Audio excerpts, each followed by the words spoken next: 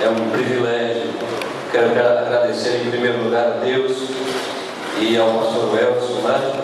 A quem durante esse período eu considero como amigo durante todo esse tempo, né? Mesmo que nós não nos vejamos tantas vezes, mas às vezes nós nos encontramos amigos proveitosos. Eu quero aqui dar uma justificativa em primeiro lugar. Minha esposa gostaria de estar aqui com os irmãos, não pôde vir. No último momento aconteceu um imprevisto, né? Eu digo último momento, mas estávamos nos preparando essa semana para vir para cá, quando por uma necessidade, eu não me lembro o que foi, eu fui olhar a minha carteira de habilitação, ela estava vencida desde julho. Não me chame de relapso, me chame de distraído, é melhor, amém? Aí eu tive que trazer essas duas bênçãos aí me ajudando, né? Confesso aos irmãos que debaixo de muita oração, não que ele dirija mal, mas até um certo pavor, né, de ser guiado por outra pessoa, né?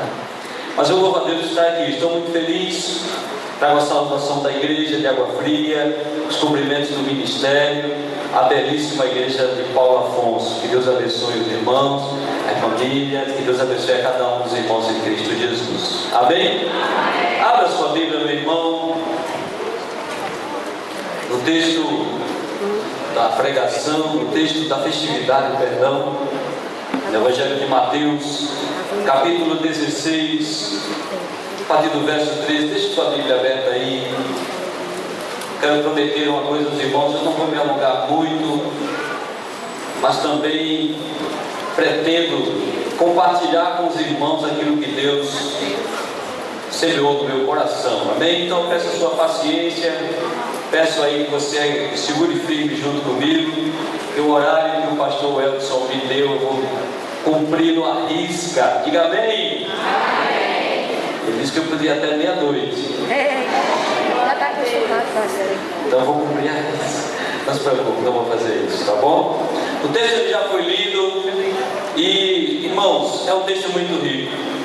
Confesso que eu temi e tremi quando recebi o texto e comecei a estudá-lo, comecei a me aprofundar nele, e nós percebemos, irmãos, que nos últimos anos a igreja ela tem sido alvo de críticas, ela tem sido alvo de ataques velados, e a igreja que outrora era perseguida de forma violenta passa a sofrer uma severa perseguição, só que agora uma perseguição intelectual, pelo menos no nosso país.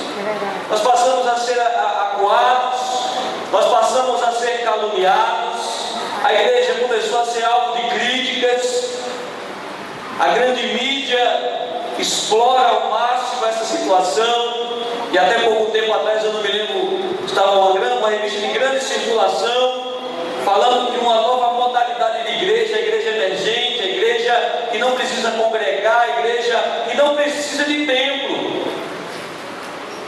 A igreja tem sido alvo, repito, de críticas severas, e em sua grande maioria são críticas mentirosas, são palavras caluniadoras, porque a igreja de Jesus Cristo jamais será uma igreja leviana, jamais será uma igreja prostituta, jamais será uma igreja que se vende por qualquer preço.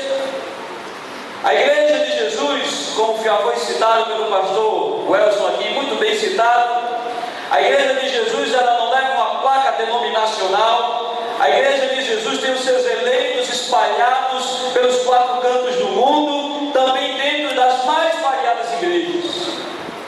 A igreja de Cristo, a igreja dos eleitos, a igreja daqueles que perseveram, é uma igreja unida, é uma igreja unificada, é uma igreja que persevera.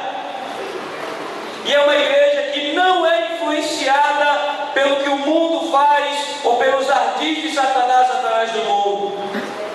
Quando nós vamos para o texto que foi proposto, a partir do versículo 14, a Bíblia nos mostra, meus amados irmãos, que a igreja ela não é influenciada pelo mundo. A a única unanimidade que Jesus alcançou enquanto esteve na terra, a única unanimidade enquanto ele esteve no seu ministério público, foi a unanimidade de que ele não era o Messias. As pessoas olhavam para Jesus e viam em Jesus tudo: um grande profeta, um grande homem de Deus. Viam em Jesus um homem diferenciado, mas nada além disso. A Bíblia fala no texto que Jesus estava pelos lados de Cesareia, uma terra gentílica. Ele já havia curado enfermos, ele já havia multiplicado o pão por 2 vezes. E quando ele chega diante dos seus discípulos, ele faz uma pergunta a respeito do que pensaria o povo ao seu respeito. Ele diz: o que é que dizem o povo a respeito do Filho do Homem? Jesus era conhecedor, mais do que qualquer outra pessoa, do íntimo do ser humano. João, nos seus primeiros capítulos, diz que não era necessário que ninguém dissesse quem era Jesus, o homem, porque Jesus conhecia o homem. Ele sabe o interior de cada um, ele conhece a estrutura, ele sabe o que se passa em nossa mente, ele sonda os nossos seres. Então, quando ele perguntou aos discípulos qual a opinião do povo ao seu respeito, Jesus estava fazendo uma pergunta didática, estava fazendo uma pergunta para ensinar aos discípulos uma verdade. Se você entendeu, diga amém. Amém. Todas as teorias que os discípulos começaram a falar eram teorias absurdas e mirabolantes. Se você ler o texto, você vai ver que os discípulos dizem: uns dizem que tu és o João Batista. João o Batista, ele era da época de Jesus. Ele fala, quando ele foi assassinado por Herodes, Jesus já estava exercendo seu ministério. Outros dizem que tu és Elias. Outros